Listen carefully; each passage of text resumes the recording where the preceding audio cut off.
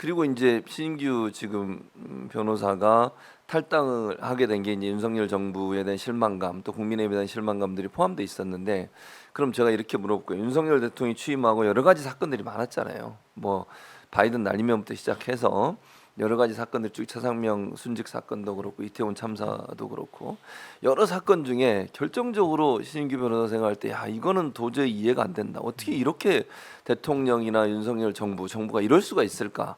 이렇게 느낀 뭐 사건이나 아니면 계기가 있었을까요? 우선 한 두 가지인데요. 제가 첫 번째로 윤석열 정부에 대해서 저는 탄생을 위해서 애썼던 사람입니다. 네. 그것은 나라를 바꾸기 위한 저의 충정으로 이해를 해주시면 좋겠는데 뭐 사람 잘못 봤다 뭐 이런 얘기도 많이 하시지만 뭐 비판은 제가 감수를 해야 될 것 같고 근데 제가 처음에 아 이건 좀 아니다 싶었던 계기는 예. 장제원 당선인 비서실장 전 임명이었어요. 그러니까 비서실장이라는 것은 특히 당선인의 비서실장은 그 인수위를 꾸리고 이 정부가 나아가겠다는 하나의 방향성과 상징이거든요. 예. 근데 장제원 의원이라는 분은 당시 경선과 예. 이제 대통령 후보 선거 과정에서도 여러 차례 문제가 되면서 그래. 뭐 윤핵관 논란이나 아들 논란 때문에 백의종군 그걸 여러 차례 했던 분이에요. 그래서 제가 그걸 습관성 백의종군이라고 불렀는데 이 습관성 백의종군을 하던 사람을 안철수와의 단일화를 이끌어냈다라는 공로로 갑자기 당선인 비서실장을 시키니까 저희처럼 국민의힘을 위해서 열심히 뛰었던 분들은 이 도대체 뭐냐 뭐 달걀 2개 풀어줬다고 해서 지금 무슨 뭐 막 나가는 거냐 이제 이런 생각을 저는 해서 예. 제가 그래서 임기 초반부터도 뭐 용산 이전 뭐 여러 가지 있었지만은 이거 좀 뭐 이상하다. 그래서 제가 그 얘기를 계속 꾸준히 해왔던 것이고 예. 그 다음에 제가 이제 본격적으로 좀 소위 말해서 이제 예. 안 되겠다라고 생각했던 부분은 이준석 대표 전 축출이죠. 그러니까 그것이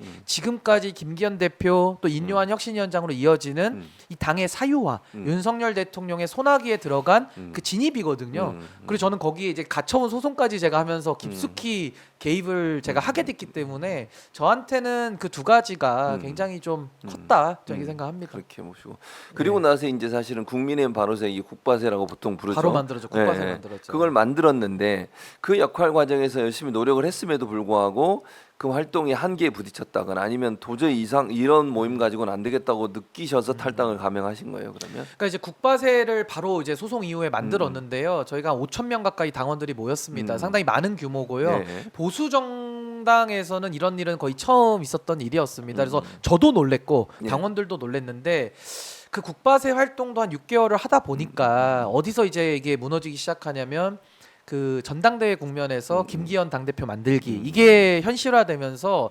당원들께서 그때 당시 천하용인해서 이준석 대표가 지휘한 그 선거에서 당내에서 15%를 얻어요. 뭐 청년 최고위원은 한 18% 얻었지만 뭐 평균 내면 한 16, 17%입니다. 그리고 다 떨어졌죠. 거기에 대해서는 아마 많은 당원들이 좀 실망을 했고 더 이상 이 당에 남을 이유가 뭐가 있느냐 나를 설득해 달라. 그 제가 그분들을 탈당하지 말라고 붙잡는 세월이었습니다. 그 3월 이후부터는 그래서 올해 3월이죠. 예. 그 제가 한 3달 동안 국바세라는 조직이 아 이거 더 이상 유지하기도 어렵겠다. 사람들이 나가니까요. 그래서 제가 이름을 정당 바로 세우기로 바꾸게 된 계기도 거기에 있고요. 그렇다면은 국민의힘 당신 100%를 선택한 국민의힘은 김기현 당대표를 만들었고 그때가 3월 9일입니다. 예. 날짜도 안 잊어버려요. 그날 저는 3월 9일에 지금 오늘 이제 11월 10일인데 예. 오늘의 당의 모습을 제가 3월 9일에 못 그렸겠습니까? 뻔히 예상되는 거 아닙니까? 그렇죠. 이 뻔히 예상됐던 맞아요. 일이 지금 나온 거거든요. 그러니까 증상은 지금 나오지만 이미 감염은 그때 된 거거든요. 그래서 저는 그때 6월 달에 그 제가 이제 정바세로 바꾸고 네. 이준석 대표와도 제가 이제 제 개혁 동지들과도 전 이야기를 했죠. 이제 국민의힘은 더 이상은 고쳐쓰기 어렵다. 그리고 오히려 여기서 고치겠다라고 말을 하면 이것 자체가 오히려 지지자들과 당원들 개혁을 바라는 많은 분들 또 국민의힘의 당원은 아니지만 좀 바뀌어라라고 말하는 민심에 대한 기대. 전 거기에 대해서 이것은 오히려 희망 고문이 될 수도 있다. 할 수 없는 일을 할 것처럼 제가 태세를 하면 오히려 이거는 온당치 않다. 그래서 저는 나가야겠다라는 얘기를 한 거고요. 그리고 저는 이제 10월 25일에 지방 그 보궐선거 끝나고 저는 결단을 한 것이죠. 그러니까 그러면 지금 이제 그 신 대표는 그렇게 생각을 하는데 이 아까 말씀하신 이준석 전 대표나 천하람 변호사나 이런 이제 당협위원장 이런 분들은 그래도 국민의힘에 남아 있어야 되는 거 아니냐 이제 이런 얘기를 하고 있단 말이죠. 왜 그런 시각차가 생기는 거죠? 그분들이 생각하는 당에 남아 있어야 되는 이유는 대체 뭘까요? 저는 뭐 이건 제 짐작입니다만은 예, 우선은 저와 가지고 있는 지위의 차이가 있습니다. 저는 상근 부대변인을 그 나는 국대다로 통해서 들어왔지만은 그렇죠.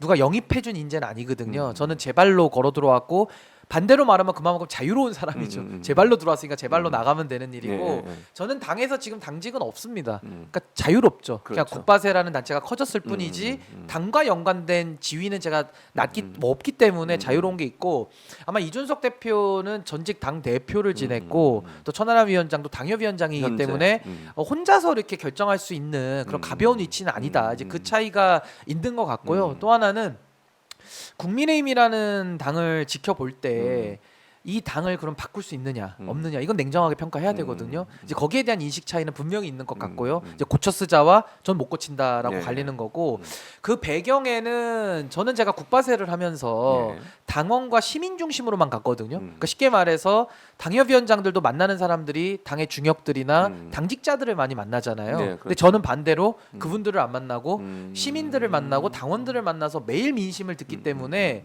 그 민심을 느끼는 온도차가 분명히 있는 것 같아요. 그래서 제가 가지는 위치와 지위에서 예. 제가 할 수 있는 결단을 한 거고요. 저는 이준석 대표나 천하람 위원장도 저보다 더 정치를 걱정하고 더 신중한 분들이라 저는 생각을 해요. 근데 저는 조금 더 과감한 결단을 할 수 있는 그런 배경이 있어서 오히려 저는 더 나온 것이지 뜻에는 별 차이는 없다 저는 봅니다. 그럼 본인이 그때 이제 나는 국대다라고 하는 그런 프로그램을 통해서 들어오셨다고 하셨는데, 그러니까 전혀 이준석 전 대표가 그 전에 알고 있거나 이런 게 아니었고 그냥 뭐 한 번 본인이 봤죠. 얼굴 한 번 번. 지나가다 어. 봤죠. 그러면 본인은 그냥 이제 일반 변호사로서 일반인이죠. 일반인이었는데 예. 거기에 나가야겠다 또는 뭐 예. 국민의힘에 가서 내가 뭔가 상근 부대변이든 아니면 뭔가 스피커로서 역할을 해야겠다 이렇게 생각하게 된 무슨 계기는 있었습니까?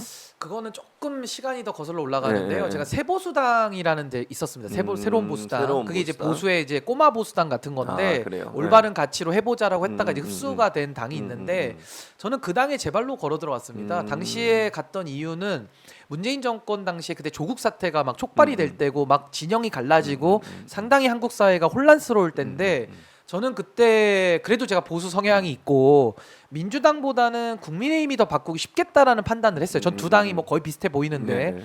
그래서 그때 제가 보수 스피커가 나경원, 황교안 체제였기 때문에 그렇죠, 그 당시에. 너무 심각한 그 자질 미달이 있어서 제가 시민 입장에서 야 저거보다는 내가 가서 하는 게 더 낫겠다라는 생각을 조금 했고요. 네. 그래서 그때 새보수당에서도 뭐 당 대표 그때 뽑는 배틀을 했는데 예. 제가 거기 참여를 해서 아, 입상을 했고요. 예. 그때 이제 김용태 최고랑 제가 뭐 결승전도 하고 이랬었는데 그런 그랬었군요. 인연이 있었고 네.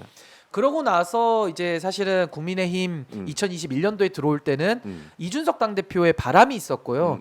이 당이 바뀔 것 같았습니다. 그때 그럼 저는 바뀔 것 같을 때 이준석 대표 중심으로 해서 이 당을 한 번은 바꿔야 된다. 그리고 당시에는 정권 교체에 대한 열망이 높았기 때문에 거기에 대해서 제가 할 수 있는 일이라면 뭐라도 하겠다라는 정말 저는 시민으로서 나라 걱정하는 마음으로 굉장히 순수하게 들어왔기 때문에 들어와서 국민의힘이 저 같은 지지자 출신의 당에 들어온 사람들한테 대하는 태도 이건 뭐 용납이 안 되는 거죠. 그래서 저는 여기에 대해서는 저도 국민의 한 사람으로서 이것은 뭐 심판을 받을 수밖에 없는 행태 아니냐 저 이렇게 봅니다. 그러니까 그냥 순수하게 정치에 관심이 있었고 근데 이제 뭐 양당 소위 이제 거대 양당이 보여주는 정치 행태는 국민들에게 실망을 주는 부분이고 본인이 판단할 때는 국민의힘이 더 바꾸기가 쉬울 것 같아서 네. 거기 들어갔다 이렇게 말씀해 주셨고